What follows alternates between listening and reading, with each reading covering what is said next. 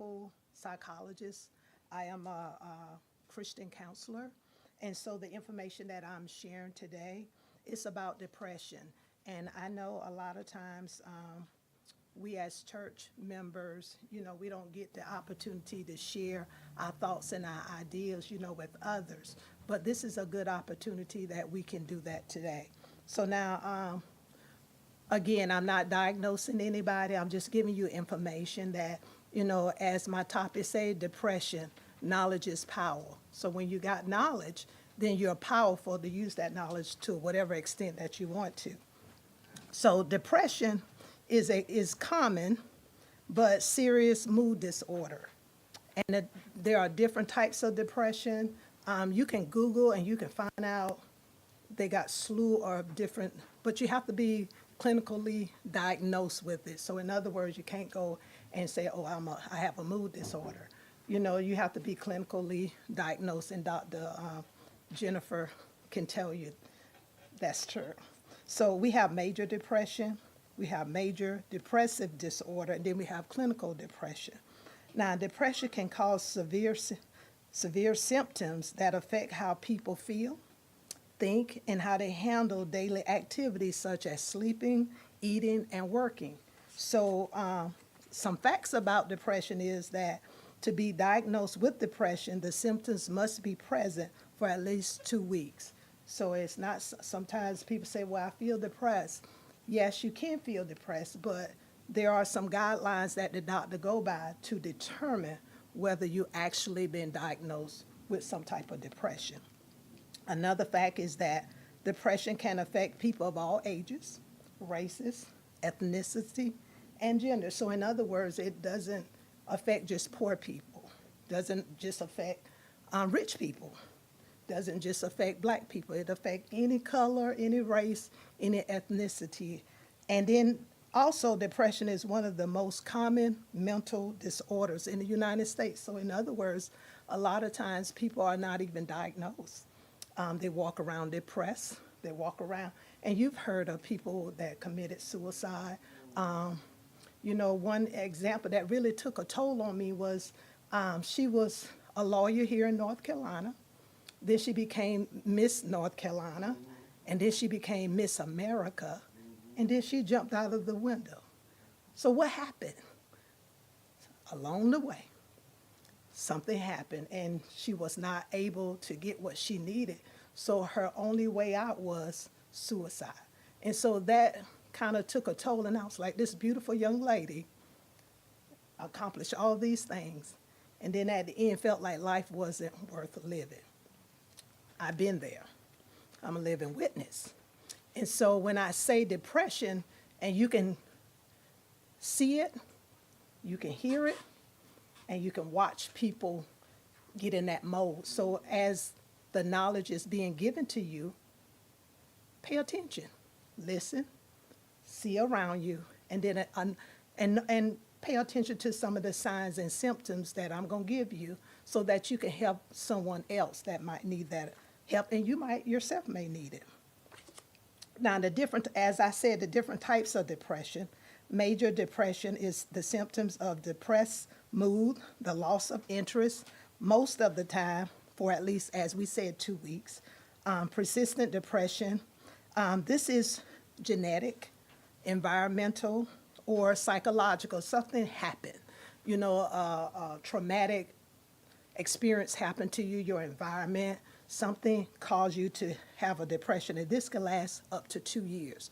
And that's where I was not clinically diagnosed with it because I didn't go seek medical attention. I did use a counselor, and I was able to talk my way out of it, talk my way through it. But again, everybody don't have that blessing or that opportunity to seek out medical attention.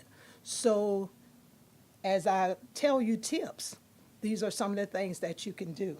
And then also prenatal depression. That's where somebody is pregnant, they begin to be depressed, or it's after postpartum. After you have your baby, you become depressed. So those are some of the depression. But again, you have to be medically diagnosed by a doctor, so you can't just diagnose yourself. We have seasonal affect disorder, which comes and goes with the season. Somebody say, oh, Christmas is coming, so you feeling down because of holidays. So those things too is a part of that. And then depression with symptoms of psychosis is a severe form of depression, which, you start having delusions or hallucinations where you start seeing things, thinking things, somebody talking about you and they're really not talking about you. So those are also depression. And then you got manic depression, which now they changed the name to bipolar. And so bipolar disorder is which you feel happy, sad, indifferent, hopeless. So in other words, you're taking it from one extreme to the other. One minute you're happy, then the next minute, boom, boom, you're angry about something, you're upset, and your moods are just all over swinging, all over the place. And a lot of people has been diagnosed with bipolar disorder. However, they've not been treated, you know, professionally. And so it just lingers. And then it gets out of control to the point where they end up being in trouble, or they end up in jail, or they end up in some type of institution because they didn't get the medical attention that is needed. Now, you're asking, well, what are some of the signs and some of the symptoms of depression so that I can, be aware? Persistent sadness, anxious, or empty mood, feeling hopelessness. Now, again, we're not talking about 1 day, 2 days, 3 days. We're talking about 2 weeks of this, to the point where it affects your livelihood, to the point where you're not working, you're not sleeping, you're not eating, you're not talking. You just feel like life is not worth living. So we're talking about to the extreme. We're not just talking about today I feel this way and then tomorrow I'm back to my old self again. So again, you have to be clinically diagnosed with this, but it's good to know, have that knowledge. Feeling irritability, frustrated, restlessness, feeling of guilt, worthlessness and helplessness, loss of interest or pleasure in hobbies and activities, difficulty concentrating, remembering, and making decisions. You're having trouble deciding to get up out of the bed, having trouble deciding, whether you want to live, difficulty sleeping, waking up too early in the morning. So these are some of the changing appetite. Sometimes people depressed, they don't eat. Then you have people that are depressed, they just eat themselves till they can't stop eating. And, and then they gain the weight, and then they're in more of a depressive mode because they're enjoying eating rather than, living the life. And then thoughts of death and suicide. And that's the part, that we want to be really cautious about. If somebody is talking about not living, don't want to live, they feel like they're hopeless, lost, you want to pay attention to that. And if somebody say, well, I don't feel like life is worth living, then you need to take action right away. When I say take action, call somebody, to talk to them or go get them help. Because again, you don't know whether they're serious or not. And it's not for you to decide who's serious and who's not. If somebody come to you and say they don't feel like living anymore, then call 911. Let the doctor decide what they need. Depression can also involve other changes in mood and behavior, increase in anger. And that was me. Every situation, I was just angry, just snappy, just chop.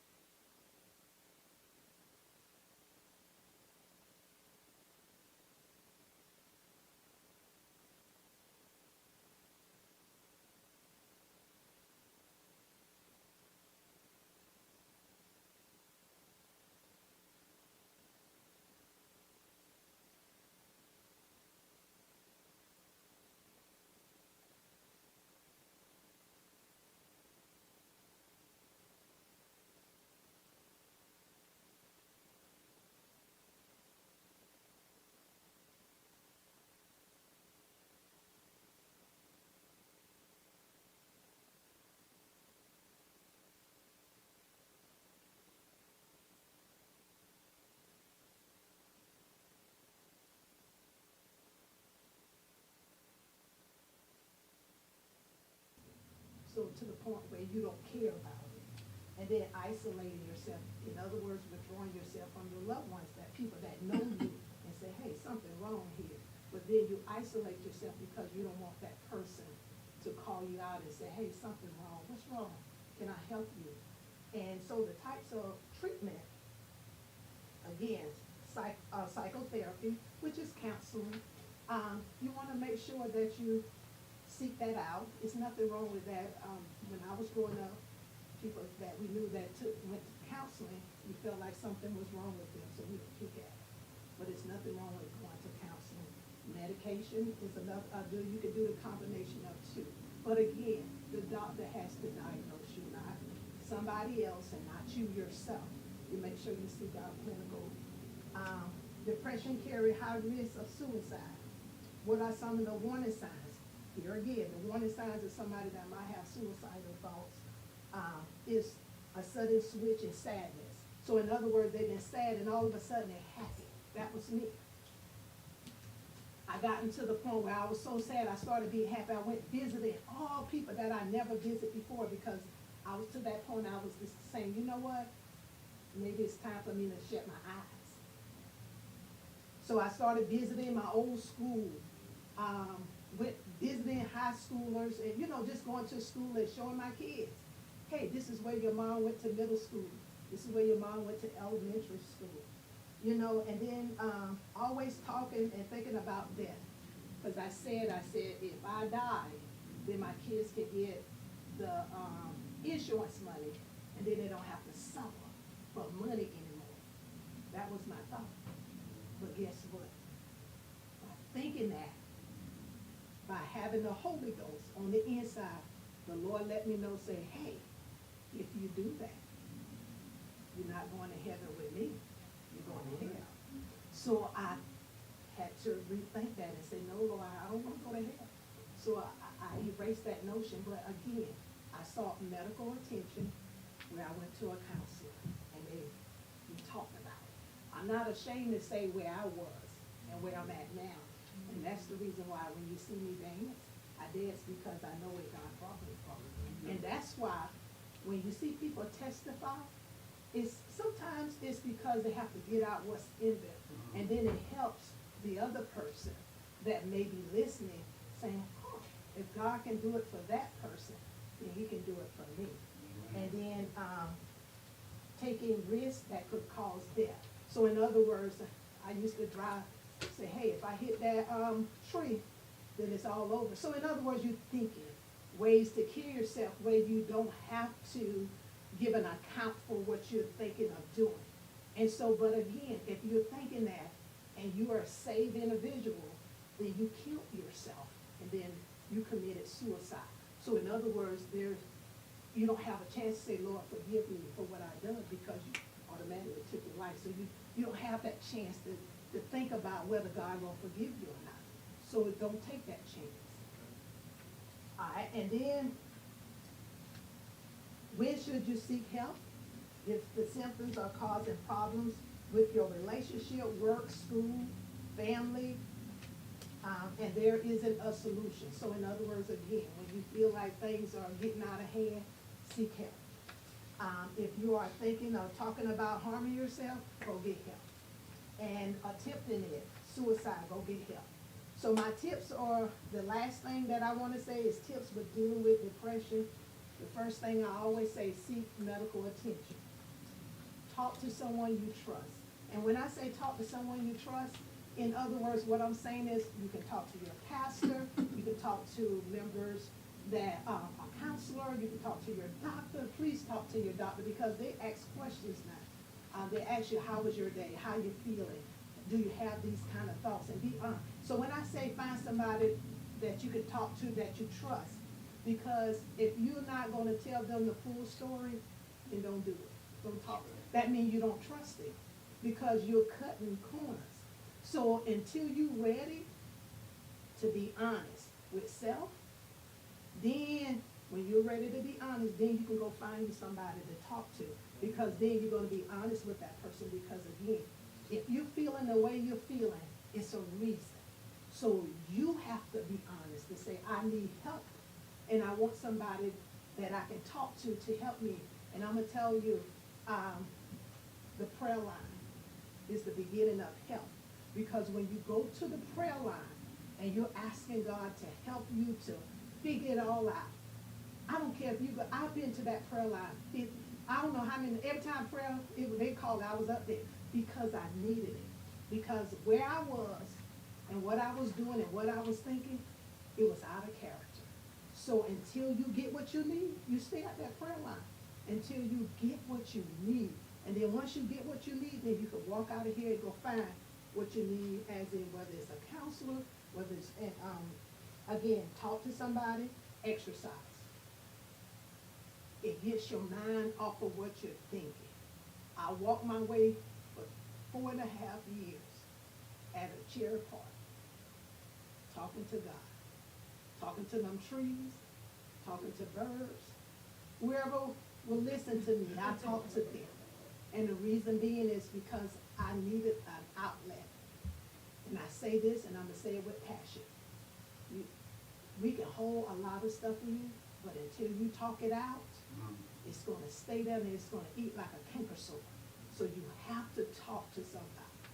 Find that person that you can talk to and get it out. And once you, and that's why God set it up, praise service, but not to talk your business, but when you start praising God and when you start talking about his goodness, then you will see, you'll start forgetting about the things that you thought was impossible. And then God start blessing you. And then read scriptures. I do my scriptures every morning. Why? Because it's a part of putting that mindset. Do I still have those thoughts? I do. But I have to take my thoughts, that ungodly thoughts, pick them up and put them on something that's wholesome, that's going to get me through the day, and that's going to keep me through the day. So every day is a new day for me, because again, those thoughts are still there, but I have to remove them. So scriptures. And then focus on the now. Don't worry about what you did in the past, because you can't go back and fix it. And the present, you're not even promised tomorrow, because God said nobody knows what their day will be. So focus in the now. Stay in the now. And work out what you can work out for the now. And that's all I have. Thank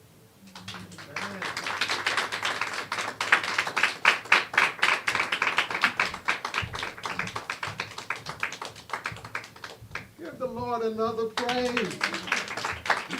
Hallelujah. I hope that blessed somebody. I hope that helped you. And thank you for allowing us. We know we extended our Sunday school to do this, but I thought it was very timely, especially from the standpoint, because we were talking about Elijah last week. And this great man of God, y'all remember that? Remember how great he was? So sometimes, we think that, oh, well, maybe something's wrong with my salvation. Something I don't have to be wrong with your salvation. Just like we get sick physically, I'll say, and I'm of course, this is not my field, but I do believe this, and I just speak from I speak from the discernment that God has given me. I'll say it like that. But I say we can get sick physically, and what do? You seek the medical profession, don't you? Mm-hmm. So the same thing I'd say when we have something, an ailment that's of the mental capacity, it's okay to do the same. Okay, as children of God. Elijah was deeply depressed. And I'll give you all one of my tips. Again, I can't claim any kind of counseling or degree of thing, but I can speak from the standpoint, and I know a lot of you are here, and I'm not trying to go behind the counselor in this case, but I can speak to, demanding jobs, sometimes, especially in these careers, management, or any profession, really. It ain't got to necessarily be that, but any highly demanding profession. And a lot of times, as we grow, some of you young people, y'all are getting college degrees, you're going to end up in these places too. You may not need it now, but where you can get to the place, and this is where I've been, where you never can break from your job. And that can take a toll on you. It takes a toll on your family. And you never can break away. Even men of God have to be mindful of this. Amen. Because you never break away from your pastor's responsibility. But I go back to this because I say, this is my tip. And being, like I say, in high demanding positions where you bring your job home with you, your mind can never escape it. My biggest tool was prayer. You get up in the morning, and how many can identify with this? You get up in the morning and you're racing. And I ain't saying this is necessarily depression, but it's symptom effect. You're racing from the moment you get up. Your mind is racing. The moment you get up, you come home, still racing, all the things. You never can stop. Prayer. If you can start, I'm going to pray for 30 minutes. And for those of you that don't have, if you haven't established a prayer life, that's a lot. That 30 minutes goes, it slows things down. Amen. That's what I would love about that. Now, now I'm more seasoned prayer, and 30 minutes ain't enough. It goes like quick. But when you first start, 30 minutes seems like a long time. But what it's got, he's slowing things down. That's my tip. Thank the Lord for Dr. Rosetta. I hope you got something out of that. Thank you for your patience. We are going to move along with our service. We'll probably, I'll say, if the Lord says so. Always, God is in control all the time. But if He allows us, we might cut things, abbreviate things here where we can, okay? Give God praise. Hopefully we'll do some things like this a little more often, if the Lord says so.